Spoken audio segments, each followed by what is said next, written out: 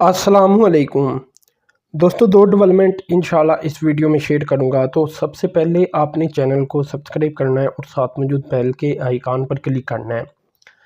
दोस्तों, पहली डेवलपमेंट की तरफ चलता हूं। ये मंगला डैम की तरफ से सामने आ रही है और इसके 2 यूनिट अपग्रेड किए जा चुके हैं और बहुत जल्द इससे जो इलेक्ट्रिसिटी है वो प्रोड्यूस करना शुरू कर दी जाएगी। दोस्तों, ये यूनिट है यूनिट 5 और यूनिट 6। इनकी टेस्टिंग और जो कमीशनिंग वगैरह है वो इंशाल्लाह बहुत जल्द अब हो जाएगी दोबारा से। ये दोनों यूनिट मैं आपको बता दूं कि कोई 38 साल पहले इंस्टॉल किए गए थे और उनका जो लाइफ स्पैन था ये 30 सालों का था। बाद में उसे एक्सटेंड करके कोई 35 साल तक चलाया जा सकता था, तो वो चलाया गया। तो मंगला डैम आपको पता है कि दूसरा बड़ा डैम है पाकिस्तान का, अभी जो मौजूदा डैम है। इसके अलावा अगर इसकी कैपेसिटी की बात की जाए तो 1000 मेगावाट ओवरऑल इनकी कैपेसिटी है और 10 जनरेटिंग यूनिट यहाँ इंस्टॉल किए गए हैं। तो ये 2 यूनिट बंद किए गए थे और अभी मैं ये भी आपको बता दूं कि इसकी टोटल कैपेसिटी थोड़ी सी कम होकर 980 मेगावाट तक आ गई थी।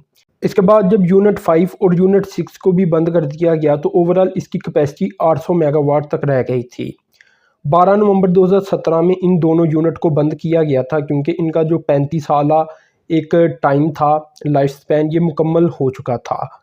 तो इसे अपग्रेड किया जाना था, इसे रिफर्बिश किया जाना था, जो कि किया गया और अब इंशाल्लाह ये दोनों ओपन कर दिए जाएंगे बहुत जल्द।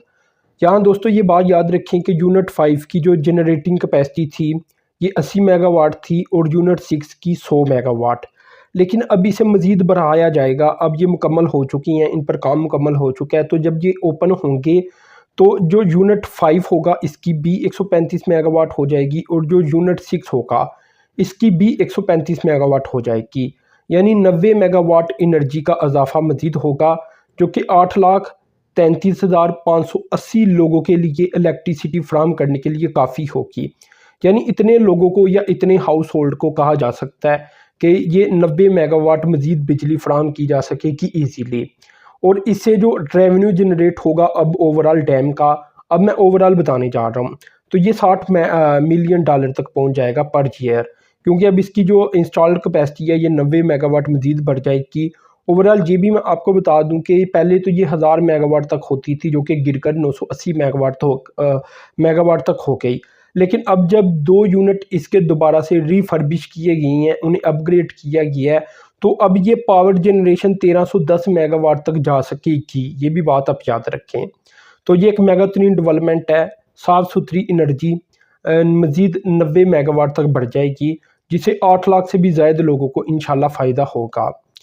इसी तरह दोस्तों जो दूसरी डेवलपमेंट है ये केपीके की तरफ से सामने आ रही है और इनका एक propose clean drinking water supply project है, जो कि पेशावर के लिए होगा।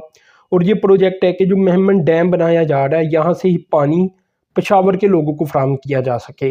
लेकिन दोस्तों इस प्रोजेक्ट के ऊपर जो लागत आएगी ये 107 अरब रुपया आएगी। तो जो सेंट्रल गवर्नमेंट है इसे अब रिक्वेस्ट की गई है केपीके की लोकल गवर्नमेंट की तरफ से कि आप इस प्रोजेक्ट को करके दें या कम से कम पैसे की फराहमी करें, फिनेंशियली सपोर्ट करें, क्योंकि ये इतना बड़ा प्रोजेक्ट है। 107 अरब रुपए से ज़ायद की ये रकम चाहिए होगी इस प्रोजेक्ट को कंप्लीट करने के लिए। तो इतनी ज़्यादा रकम जो केपीके की लोकल गवर्नमेंट है उसके लिए पॉसिबल नहीं कि अरेंज करे और इन्वेस्ट करे। ओवरऑल दोस्तों वो चाहती हैं कि जो पब्लिक सेक्टर डेवलपमेंट प्रोग्राम होता है और जो अगली बार होगा 2022-23 का, इसके अंदर ही इस प्रोजेक्ट के लिए भी पैसे रखे जाएं ताकि इस प्रोजेक्ट को भी मुकम्मल किया जा सके और जो पेशावर के लोग हैं उन्हें साफ़ पानी फ्राहम किया जा सके।